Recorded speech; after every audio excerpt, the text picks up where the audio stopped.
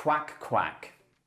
This video is going to be a quick one as I show you one of my favourite games that I play when I'm teaching children.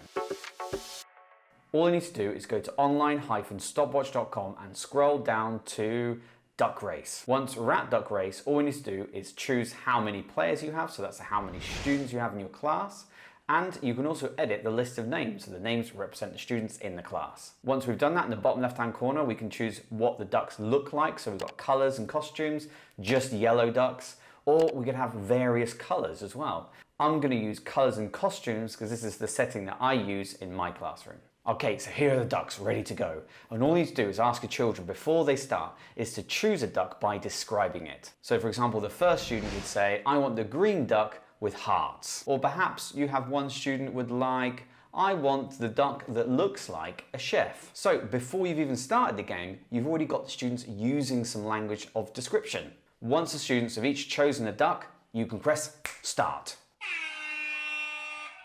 Oh, blimey. The way I use this is I'm going to now ask student number 7 to answer. Oh my God, how long are they going to keep quacking for?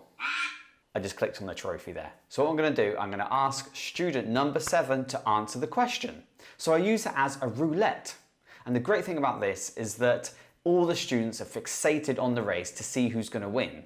And so I'm getting their attention, I'm engaging the students. And then when it gets to the end, I can then choose a student that wins and ask them the question. I do a lot of review activities in my class. So for example, if I'd like to test each of my students' knowledge of a previous week's class, then I would let them choose a duck, we'd press start, the race would finish, and I would choose the winner as the first student to answer my set of questions about last week's content. Another way to use this as a roulette is if you give your students responsibilities in class, for example, cleaning the board, writing on the board, collecting material, giving out material, etc., you could use the duck race to assign students responsibilities. When the race is over, you could even get your students to practice ordinal numbers. Who came first, second, third, fourth, etc., and who came last. You could even use this to decide who was going to leave the class first.